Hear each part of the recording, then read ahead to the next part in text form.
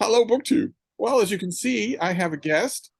This is my old friend Deb, who's up in the woods of Maine. Care to say hi to my imaginary BookTube friends? Hi, BookTube. Now, Deb, before we get into Manatee Monday, I think you owe my imaginary BookTube friends an apology. I do. I've been a very bad girl. I've been hiding out. You haven't seen me. Steve begs me every week, and I ignore him. So you can verify. They never Yeah, believe. I have been trying to get you to come back on this show. he begs me. He begs me every week to join, and I keep saying because I'm in the wilds of Maine. I'm like, I don't know. I don't know how the link up will go. I don't know if I can. I don't know. Wait, But that's the tone that I use to make fun of you. Here you're making fun of yourself with that it's tone. the tone everyone uses to make fun of me. I thought Oh, maybe the but problem was that you and the women folk up there are under Sharia law. You aren't allowed to leave the house without a male escort. Is that right? that's right. That's right. I'm in the compound, but you can see the compound behind me. I know compounds. Um, yeah, yeah. I got to tell you, Steve.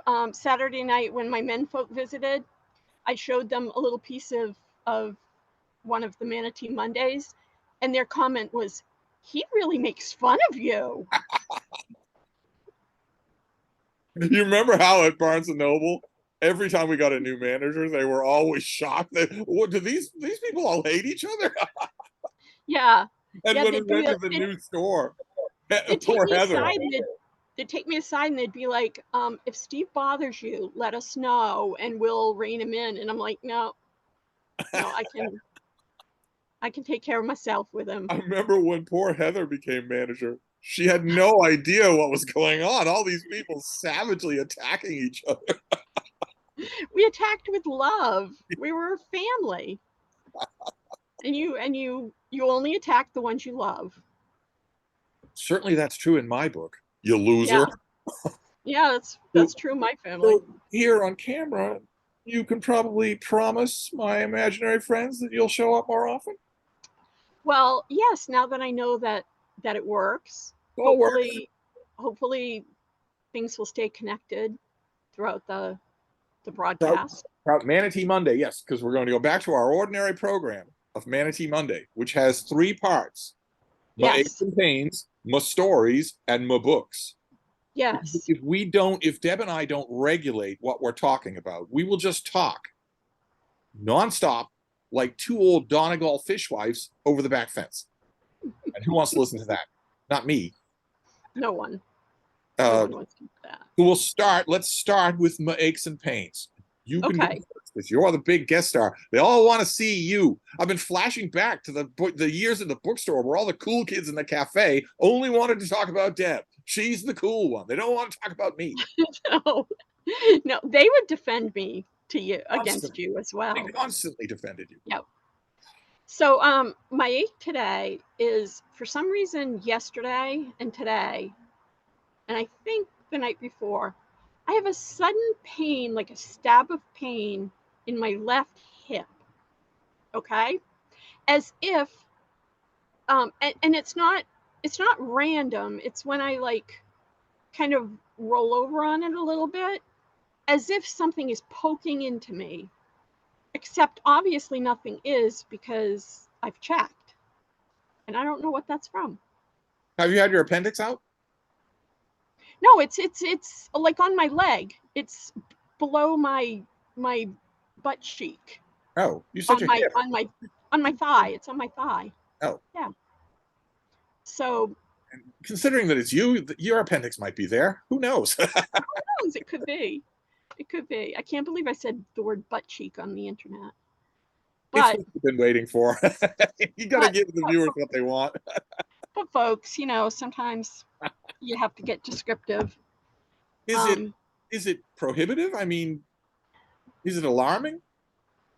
no, no, it's just I don't know if something bit me there, if if I don't know. It just feels like if you rolled over on something sharp, but not like pin sharp, but like if you rolled over on a piece of metal, say.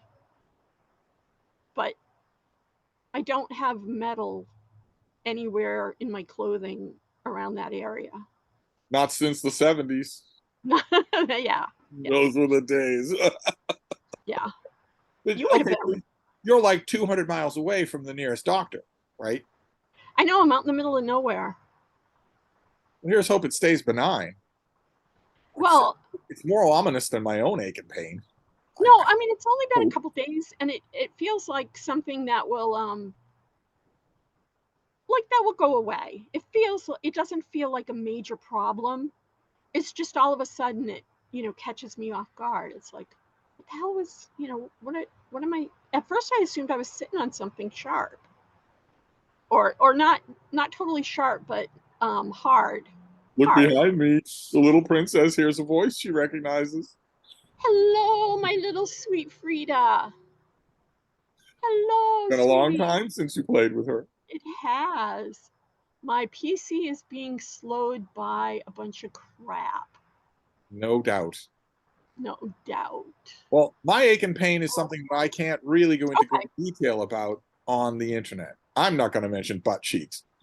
My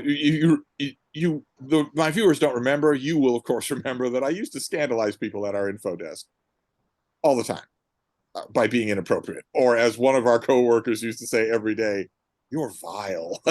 You're vile. I know exactly who that coworker is. I And used also somebody used to say you're an ass. Yeah.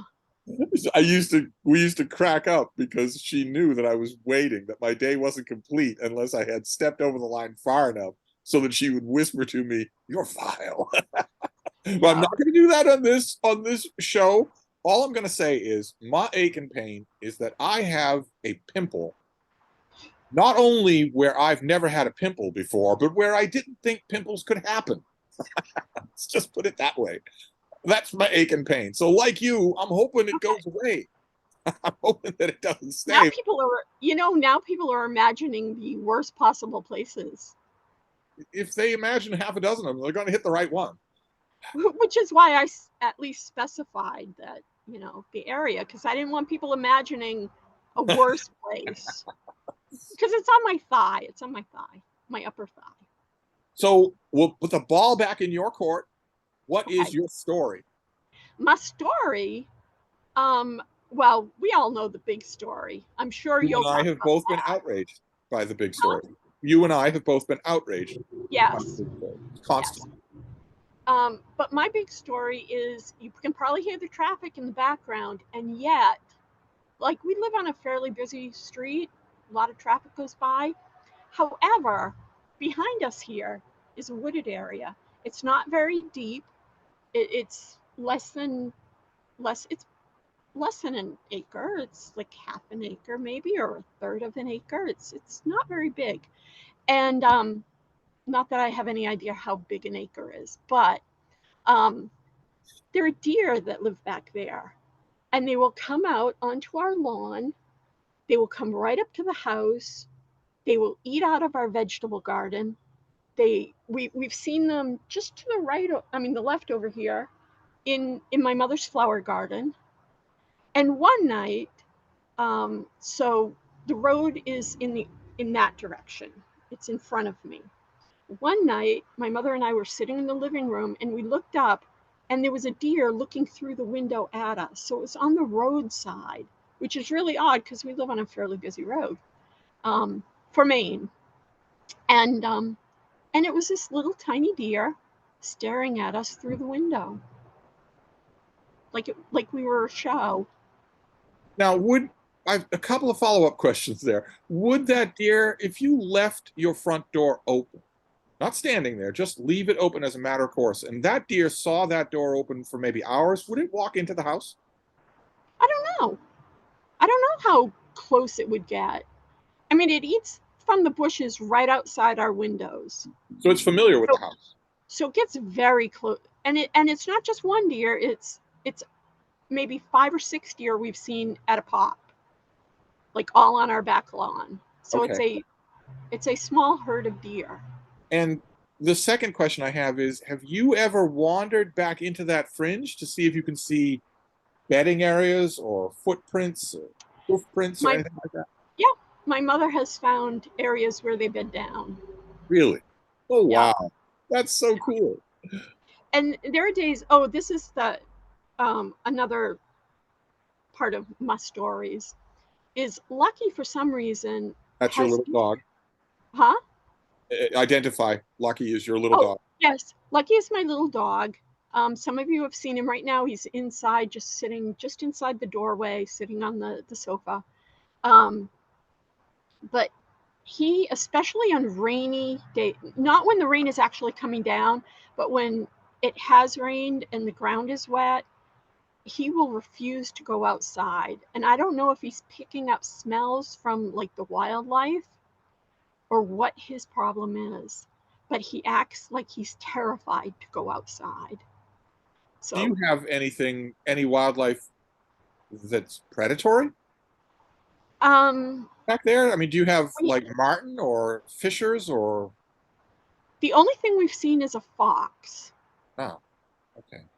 I think 2 summers ago we saw a fox Hmm. a couple of times. I don't know if it's still around. We haven't seen it since.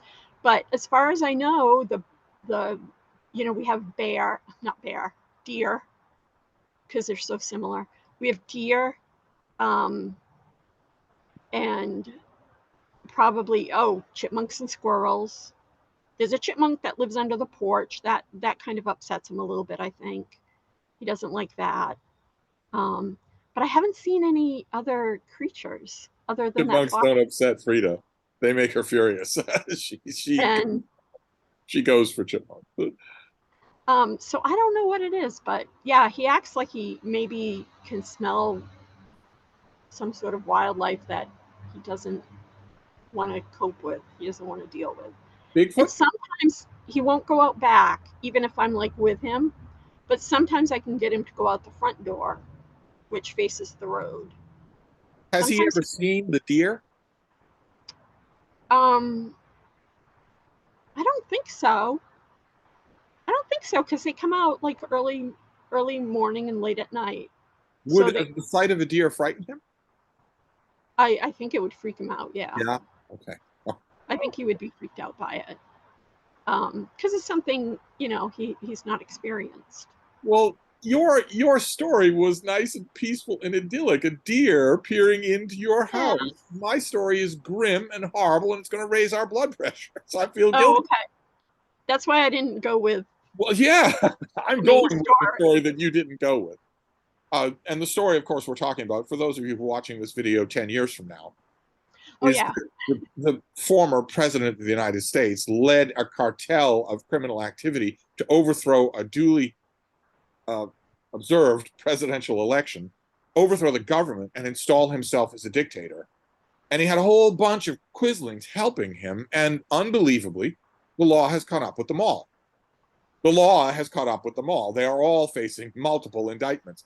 And some of them are on the state level, where a fundamental change in the government of the state of Georgia would have to happen for them not to see prison time in the Fulton County Jail, which is nothing to write home about. Songs have been written about how horrible the Fulton County Jail is. That is the broader story. That's not the story. That's not my story today. My story today is a detail that you may not have seen yet because you don't live online like I do. Uh, Okay. Oh the god. the former president's final chief of staff, a man named Mark Meadows, who was hip deep in all of this. He was organizing all of this. He was helping the former president to manufacture votes and steal votes. He was helping him to fraudulently steal an election. And he was he was had a court date today, and he made a case about why he should be tried in federal court instead of state court. And Deb, do you know what he said? You're not going to believe it. I still don't believe it myself. On camera, in court, in front of the judge, he said, literally, word for word, the quote was, I was just following orders. Even if you thought that that was your defense, you wouldn't put it that way. He actually said that in court without a single note of irony. As far as I've been able to tell, there was an audible gasp in the courtroom. Wow. He actually said, I was only following orders. He used those words. Wow. So this, I mean, those of us have been screaming about this racist, sexist, fascist, lying moron for 8 years. Those of us for 8 years have been saying fascism happens fast. And if you don't believe us, ask the Germans in late 1930s Germany. Those of us have been saying that for years and having all sorts of people say, you call everybody you don't like a Nazi. You're going right to the Nazi program. Oh, you're calling everybody you don't like a Nazi. What word did this guy use in court? He said, I was only following orders. See, I'm now. That's crazy. You'll read all about it in the news. I'm sure the news won't leave it alone. I'm sure they won't leave it alone. So just... But Steve, what about Hunter Biden? What about that what about Hunter Biden's laptop? Because Hunter Biden was in the president's cabinet. So he was able to affect foreign policy, definitely. He was able to make a sweetheart $2 billion deal with a prince who ordered the butchering of a Washington Post columnist, who ordered him to be executed slowly, who made sure that his thugs had the phone open so that he could hear the cries of agony, who then told his thugs, once he's dead, I want you to chop up his body with the bone saws that you walked to the front door of the embassy. I have called the embassy. My beings, my creatures have called the embassy and said, if you object to any of this, we'll have your building bombed. We'll have everyone killed. These guys were able to walk in with bone saws, and he told them, I want you to torture him slowly. I want to hear it on an open phone link. I have recordings of that. Recordings of that exist. Jared Kushner has heard those recordings. Then I want you to strip him and dismember his body with bone saws, and then I want you to put on his clothes and walk around in them. I want you to leave the hotel. I want you to leave the embassy in his clothes. And I'm also going to make his family get on television and exonerate me, praise me. Not because they know they think I'm innocent, but because they know I'm guilty. Yeah. Hunter Biden was in the cabinet dealing with that monster. No, it wasn't. That was actually Trump's son-in-law who was dealing with that. What the what about people don't understand is we don't give a damn about Hunter Biden. If he's guilty of something, have at him. Then have at it. Have at him. Prove something. Go ahead. Lock him up if he's guilty. Do it. No matter what. We don't care. No matter what you prove about Hunter Biden, it will not come down to that your vote counts in a national election only if Hunter Biden says it does. That's true. That's true. And on the other side of this stupid whataboutism is that. Are you a good slave of Donald Trump or are you a bad slave of Donald Trump? Does your vote count this year? Does he feel like letting it count or doesn't he? I mean, just the idea that someone would say, I don't care that he's arrested. I don't care that he's in jail. I'm going to vote for him. And Squeebs, let's make sure that we're clarifying here. It's not just someone saying that. It's all the front runners for the Republican nomination. Oh, okay, there's that as well. All but two of the front runners who want to be president are saying, I don't care if he did it. I don't care if he's a felon who tried to overthrow the government. I'm still going to vote for him. It's insane. Anyway, we're both yelling, so we should move to books. We should calm ourselves down with books. Now, you've been gone for a long time from the gaze of my imaginary booktube friends. And by that, I mean Gaze, not Gais. They love you too. They've always loved you. You're some sort of emblem to them. Would it be right, before we get to books, would it be right for me to say that for a long chunk of that time, your reading has not been smooth? Long stretches? No. Just hasn't. No, it's very bumpy. It's very bumpy. And it's not even like I'm enjoying what I'm reading. However, it's not like I set aside, it's not like I have time every day. It's not like and I'm not busy. Let me just preface by saying, hey, Frida, hon. What are you doing? Let me just preface when I say I don't have time that it doesn't mean I'm busy. Oh my God, Deb and Frida yoga. What? Frida does this yoga every day on camera. They're getting you and Frida yoga. That's their dreams come true. That's awesome. But anyway, as long as I don't have to do any yoga. You were saying you have time to read. I have the literal time to read, but I don't take the time to read. And so I will go days without reading, which is not who I am. Like, it's not how I think of myself. It doesn't correlate with how I perceive myself. So what's the problem? Is it the men folk on the compound? Do they not want you getting subversive ideas in your head? Yes, yes. They don't want me to come across any of those feminist ideas. I just sneak out of the house to see the Barbie movie, by the way, which I loved. Well, that was a lot of fun, wasn't it? All in for Barbie. Um, and yeah, I don't know. Like, I'll be enjoying what I'm reading, but then it's easy to walk away and not pick it up again. Even if it's like, I've tried reading things that supposedly are gripping, and I can set them down as easily as any other thing. Like, my desire to know what happens at the end of the book does not urge me to come back to it. Now, is that true still? Mm-hmm. And is it true across the board, no matter what you're reading? Or do some things It stick seems to be. It seems to be. I don't seem to have the focus that I used to have, and I don't know what that is. Like right now, I'm reading the Sylvanians, that book that you and that really, I'm very much interested in that. Like it Okay, I'd but what never you're saying heard. is you're only very much interested in it when you're reading it, but it's not Well, coming to you when you're not. well, no. If you were to sit down and talk to me for 3 hours about it, I would be interested the whole 3 hours. Like I find it an interesting thing. I find the idea of like cults interesting, conspiracies interesting. Like I find what goes on in humans' minds interesting.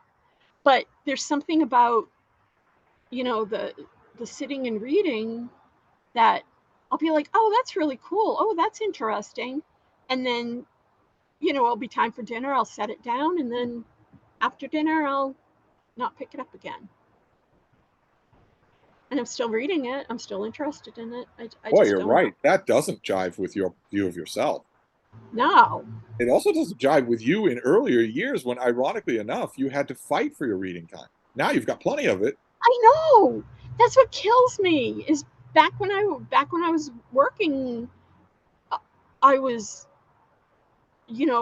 reading on the subway. I was reading during my breaks. I was reading.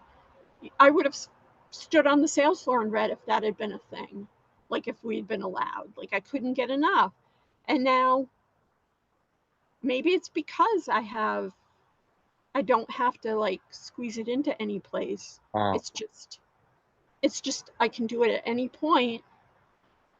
It doesn't urge me on the same way other stuff does. so given that, do you have any books to show us?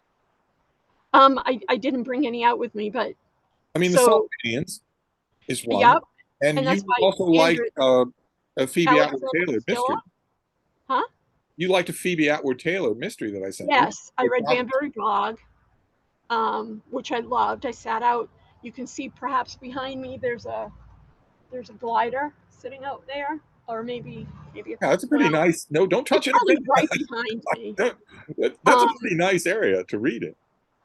and it's lovely. But on the other hand, this spring and summer has been rainy, overcast, crappy day after day after day. It's not Yeah, really. you in Vermont have really got hit with lots and lots of rain. Yeah.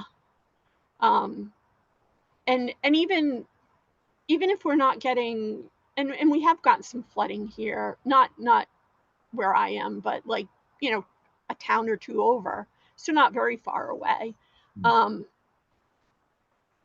but even on the days when it's not literally raining, the sun's not out. It's kind of you know humid, and I don't like the humidity, so I'm not going to go out and sit in it, especially if there's no So, sun. so if you were reading a book on that slider on a day Hmm. like today, beautiful sunny day, Oh, like today's the perfect day for it. if you were reading a book like that and just minding your own business, and let's say Lucky was inside just asleep, is there any chance that a deer would come out with you I there? don't know. Well, they don't tend to come out this time of day. They come out when it's like you'd see them more so early in the morning and What do they around dusk. do what are they doing right now? Are they No, back there right now? I have no idea where they are. Like, Oh, I I would think if love I to went know. and if I traipsed around out there, I wouldn't see them. I don't know where they are, Hmm. but I don't know what they do during the day. But yeah, we see them like early morning, like 7 or 8 a.m. I've seen them a night of the full moon, like at in the middle of the night, like midnight to 2 a.m. on the back lawn. So they come out at night because that's when they eat out of our vegetable garden. They ate all the tops off our peas. I mean, our beans. So we'll have no beans this year. Um, and the rain has pretty much made it so we'll have nothing else either. Like we have squash and pumpkins, and we have beans and tomatoes. The only thing that maybe we'll get is the squash. The tomatoes didn't grow at all. They look like the tomato plants look like they'd probably look in June. They're very scrawny. Nothing's growing on them. The corn is fairly tall, but there's no corn husks. There's no corn. You know, all I can think of is fruit, and that's not the word. Um, there's no actual corn on the corn plants. Um, the beans got destroyed by the deer, as they always do, despite putting up nothing you put up stops them. My brothers have put up like fences and they just jump over the fence. My brother says, so where my brother lives, he's even more surrounded by woods. He gets a lot more wildlife. And he says the deer will look right at them. Like if they're standing in the doorway, the deer will look right at them and jump over the fence. Like eat the whatever. Like, what are you gonna do about it? So Well, Zoom tells me that we're running out of time. Can I show a couple of books? oh yes, please. Do it, do it. Two that I read just recently. One, well, they both interest you, but one will interest you more than others. One is by Andrew Pettigrew, who did a book about the library, about libraries a couple of years ago. That was really good. And Okay. I just read his book, The Book at War, about mass literacy programs to send books to troops and whatnot. I love the way this guy writes about books. No matter what he writes about books. I read his book about library. I reviewed it. I really liked it. I read this thing. I'll certainly review it. I really liked it. And you know what I thought between the two of those? What I wouldn't give if this guy did a big book about bookstores, about retail bookselling. What fun that would be. Where is That that book? would be fun. That would be wonderful. I think that would be wonderful. And then the other book, the one that will interest you much more, is this. Oh, This is a book about the human dog bond. Uh, oh, all aspects of it, what science tells us dogs perceive, what psychological and physical benefits humans experience, all that sort of thing. All second nature to you and me. But this is coming out. When is this coming out? Mid-November, so right at the peak of at the end of November, I'm going over to my in-laws' house. I've got to have a present for them. But in that, as you remember from the bookstore days, in that season in mid-November, you've got to have a dog book on the front tables of Barnes and Noble, and this is going to be that. I kind of liked it. awesome. I kind of liked it. It mostly looks at everything from the human point of view, which is always a little bit tiring to me to do that. That's they're not just extensions of us. They're not just extensions of human beings. They're beings on their own, and they don't have Right. a point of view. But I thought it was companionable enough. I enjoyed it. I liked the Book at War a lot better. So those are my books. And you are not finished with the Sullivanians, right? You're still. No, I'm still maybe a third of the way through. I'm finding it fascinating. Um, I think I'm just very scattered. Like there's just everything is interesting. As you know, Steve and I have talked about this. I've been watching videos on YouTube of people debunking flat earthers. And and I started watching it just because they were funny. But now I'm learning about the science. Like now I will never forget that the sun is 93 million miles away. because some flat earther made a video in which they used the phrase 93 million miles about 93 million times. So they don't believe it. They don't believe it's true. They just kept saying, oh, 93 million miles, that's ridiculous. Who would believe 93 million miles? And so I'm learning like a lot of like science and astronomy kinds of things that I never ever knew, because I when I was in school, that was not my favorite. Science was not my favorite subject, and I was more interested in biology than I was other forms of science. So I'm just finding these videos to be fascinating. They are fascinating and they are fun. It's only what I was emailing you. It's only when you dig down deep enough that you get to the part of them that isn't fun. Because if you dig down to a flat Earth video deep enough, you get to virulent anti-Semitism, and that's not obviously that's not fun. That you get to that when flat Earthers. Obviously, the question that comes up when you're talking about flat Earth, and they're saying that people have been wrong about the shape of the planet for 7,000 years. You obviously, when you're talking about that, you have to say why. It can't be natural, because why would you make up?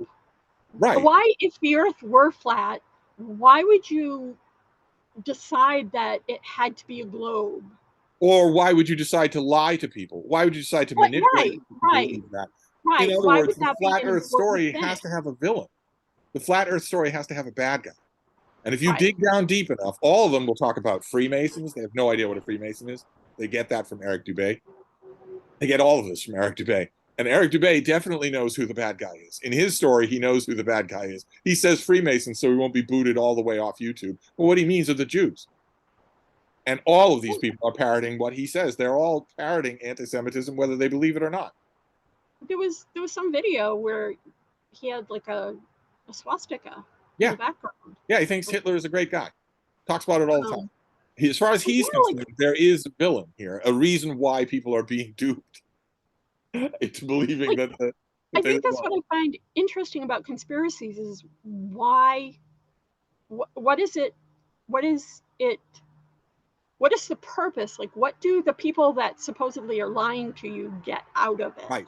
Right. You always have to ask yourself that. And flat Earth that's their biggest weak spot. And so what? They have to imagine, if you ask them that, they'll say, well, there's hundreds of billions of dollars in black budget aerospace budgets. And all the people at NASA who are begging for pennies from Congress just start laughing or crying because suddenly they're commanding this gigantic budget that they don't know about. But they could just as easily beg for money to explore the flat Earth. Right. Or to, whatever, explore the dome. Right. Flat, like the dome, what is supposed to be over the firmament. But that all comes from the Bible. This is all just arch conservative religious fundamentalism. So I read the Bible. I never came out with any sort of theory that the Earth was flat. Like, I never saw that in the Bible makes it clear that the Earth is. Where? What in the Old Testament and the New Testament. Verses will talk about how the nations of earth are spread like a tablecloth or a cloak that is laid flat on a table. In the New Testament, you might remember, Jesus says that he can go up to the top of a mountain and look at all the nations of the world. The only reason that anyone would have him say that is because he thinks the world is flat. Well, otherwise he wouldn't be able to see, or maybe he would be because he's. I just read that, and maybe I'm buying into the globe Earth theory. But when somebody talks like that, I just take it as a metaphor. Right, because it is. Right. But not to these grifters, not at all. They'll say, they believe, of course, that the Great Flood happened, that Noah's flood happened. And you ask them, okay, well, that was water enough to cover the whole surface of the earth for a whole year. Where did that water go to? And they'll say, oh, it went back into the great deep. And I want to say to them, I would never talk to one of them voluntarily, but I want to say, where is that? Where is the great deep? They don't know because it doesn't exist. They don't know.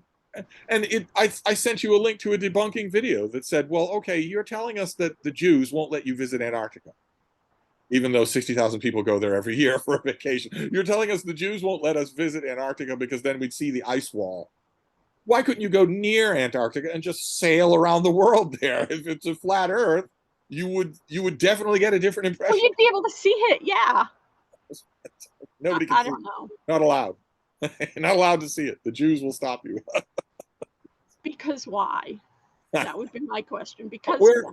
we're running out of time, and I don't want us to stop in mid, like just in mid words. So let's say our goodbyes now. All right. All Book you, right. and you Bye, can reiterate YouTube. your promise to come back. Yes. We know the setup works, so you can come back. Yep. And I can do a whole however long it's been without my internet, clicking out.